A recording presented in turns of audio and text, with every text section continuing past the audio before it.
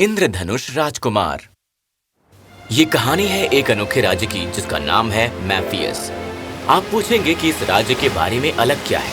वैसे इस राज्य का ना तो कोई राजा था ना रानी। कोई भी इस राज्य पर राज नहीं करता था। इस पर सिर्फ एक काबिल शासक ही राज कर सकता था। मैफिकस के पास एक बहुत ही उदार और समझदार शासक था, जनरल अब्रेज, और वो कई सालों से वहाँ का शासक था। पर वो अकेला नहीं था। जनरल अब्रेज के पास वफादार परी मंत्रियों का एक कैबिनेट था जो सदियों से राज्य की बागडोर को संभाल रहे थे। वो जनरल के आदेशों पर चलते थे और हमेशा कामयाब होते थे जब भी कोई मुसीबत आती। हमारे पास अभी भी अगला शासक नहीं है। क्या इसके लिए मुझे परेशान होना चाहिए? नहीं, बिल्कुल भी नहीं सर। मैफिकस पर कौन राज करेगा, इसका फैसला कुदरत खुद करती है। आप अपने उस हाथ के निशान के साथ पैदा हुए थे। हम मैफिकस के बच्चों पर कड़ी नजर रख रहे हैं सर। अभी तक किसी भी बच्चे पर वो निशान नहीं मिला है। सही समय आने पर कुदरत खुद नए शासक को चुन लेगी। राजा अब्रेज अपने मंत्रियों के प्रति बहुत आभारी था। उसे पता था कि अगर कुदरत ने खुद एक शासक नहीं चुना तो उसके बावजूद उसका राज्य सुरक्षित रहेगा। एक दिन जब राजा जंगल से गुजर रहा था तो वो अपने सिपाहियों से अलग हो गया। एक मिनट, मैंने जंगल के इस हिस्से को पहले कभी नहीं देखा। कुछ तो ठीक नहीं लग रहा है मुझे।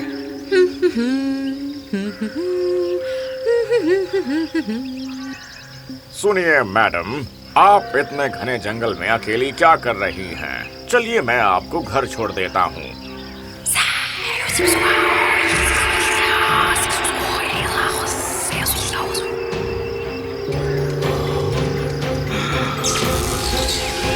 काफी सालों बाद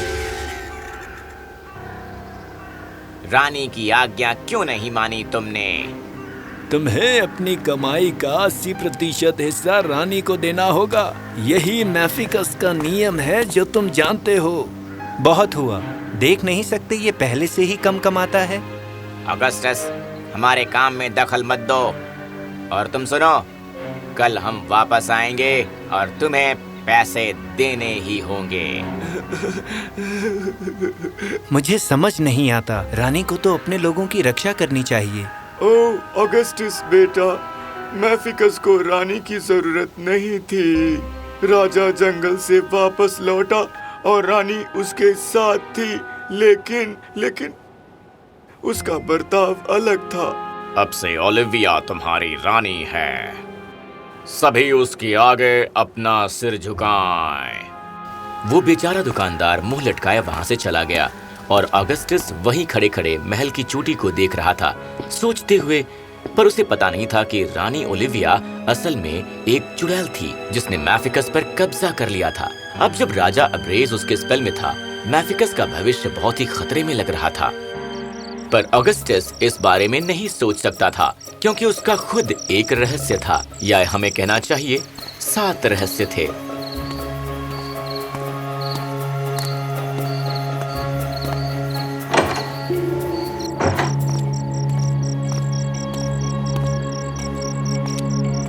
माँ, अरे बेटा, आज तुम्हें आने में इतनी देरी कैसे हुई? मुझे फिक्र हो रही थी। आप तो जानती हो ना, मैं सबके सोने के बाद ही आ सकता हूँ। अरे बेटा। माँ, क्या अगस्टस आ गया? हाँ माँ वॉयलेट, मैं आ गया और मैं आपकी मनपसंद चीज लाया हूँ। यही था वो रहस्य। अगस्टस के पास एक नहीं, 2 नहीं, पर 7 माताएं थीं। सभी के सभी उस गुफा में बेड़ियों से बंधे हुए थे। पूरे दिन मेहनत करने और थोड़े से पैसे कमाने के बाद वो अपनी माताओं से मिलने आता और उनके साथ वक्त बिताता। वो उनके लिए खाना बनाता, उन्हें ताजे फल खिलाता और उनका मनोरंजन करता। और हर रात वो उन बेड़ियों को तोड़ने की कोशिश करता। हिलना मत माँ ग्रीन, ये जादुई पत्थर आपको आजाद कर देंगे, मैं जानता हूँ। माताओं को उन जादुई बेड़ियों की चिंता नहीं थी क्योंकि उनके आगे एक बड़ी चुनौती खड़ी थी। अगस्टस जब पैदा हुआ तो उसकी गर्दन पर निशान था, उसे ही चुना गया है। मुझे यकीन है ऑगस्टस मैफिकस के प्रति अपने फर्ज को निभाएगा। और इस तरह हर सुबह अपने इकलौते बेटे की चिंता में 7 माताओं में से हर एक ऑगस्टस को चूमकर अलविदा कहती। और उस दिन ऑगस्टस को सुरक्षा की सबसे ज्यादा जरूरत थी, क्योंकि एक दिन पहले उसने रानी के सिपाहियों की आज्ञा नहीं मानी थी। जैसे ही ऑगस्टस वापस बाजार में आया, उसे गिरफ्तार करके रानी ओलिविया के पास लाया गया। तो नौजवान, क्या तुम्हें मेरे आदेशों का पालन करने में कोई तकलीफ है? मैफिकस के लोग रानी से काफी डरते थे, पर ऑगस्टस बिना डरे रानी की आंखों में आंखें डालकर बात कर रहा था। मैं आपसे पहले कभी नहीं मिला महारानी, पर मैं अपने लोगों के हक के लिए लड़ने से नहीं डरता। अजीब बात है कि तुम्हें मुझसे डर नहीं लग रहा है। ये तुम्हारी गर्दन पर क्या है? ओलिविया को अंदाजा हुआ कि वो क्या था। जो आदमी उसके सामने खड़ा था वही मैफिकस पर राज करने वाला था, जिसका मतलब है वो उसे खत्म करने वाला है। उसने ऑगस्टस को फंसाने के लिए एक स्पेल फुसफुसाया, पर आप क्या कर रही हैं? एक मिनट, ये काम क्यों नहीं कर रहा? ना ही ऑगस्टस और ना ही ओलिविया को इस बात का पता था कि हर सुबह जैसे ही 7 माताएं अपने बेटे को चूमती थीं, उनमें से हर एक उस पर एक सुरक्षा का स्पेल डालते थे। पर क्योंकि ओलिविया एक चुड़ैल थी, वो समझ गई। तो वो इंद्रधनुष परी मंत्रियां अब भी जिंदा है। महारानी साहिबा, क्या आप ठीक हैं? जंगल के अंदर कोई है जिसे मुझे एक संदेश पहुंचाना था बेटा। अगर तुम ये काम करोगे तो मैं तुम्हें आजाद कर दूंगी। तुम्हें मंजूर है? ऑगस्टस को पता नहीं था कि दरअसल वो संदेश चुड़ैल की माँ को पहुंचाना था। वो ये काम करने से मना करना चाहता था, पर रात होने तक उसे अपनी माताओं के पास रहना था, इसलिए वो मान गया। ऑगस्टस रात तक जंगल में भटकता रहा। आखिर में वो एक झोपड़ी के पास आया।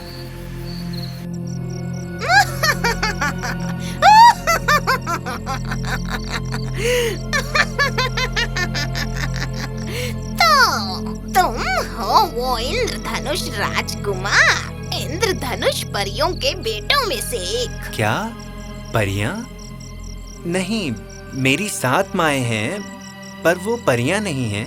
ओ नादान लड़के, violet, indigo, blue, green, yellow, orange और रेड, ये सब तुम्हारी माताएं हैं, है ना?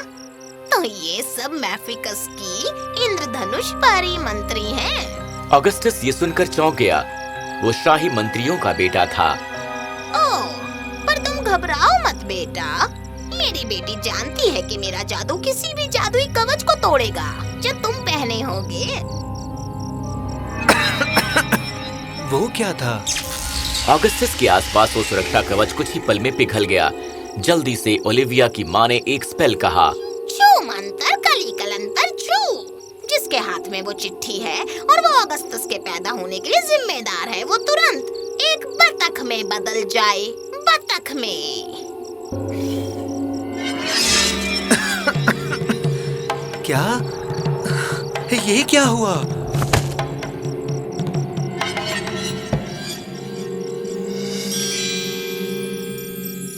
ऑगस्टस, ओ मैफिकस, तुम सही सलामत हो, मेरा बेटा। सभी 7 माताएं ऑगस्टस की देखभाल कर रही थीं।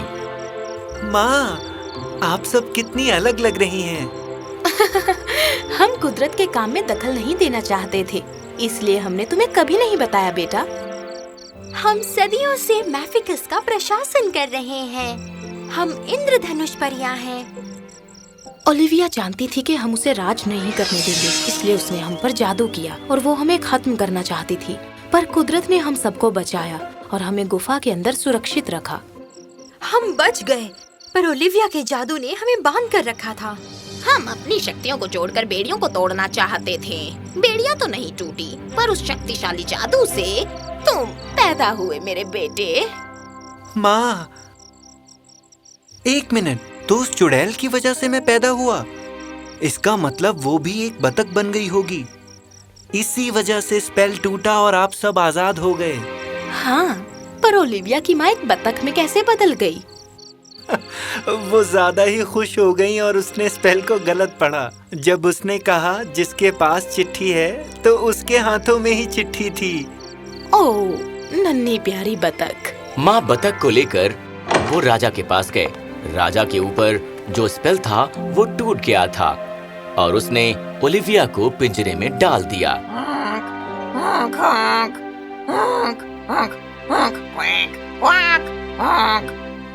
ऑगस्टस, इन मजबूत माताओं के साथ मुझे पूरा विश्वास है कि तुम मैफिकस पर अच्छे से राज करोगे। मैफिकस पर राज करने वाला ऑगस्टस सबसे कम उम्र वाला इंसान था और राज्य को अपने नौजवान शासक पर पूरा भरोसा था, क्योंकि आखिर में वो इंद्रधनुष का राजकुमार था।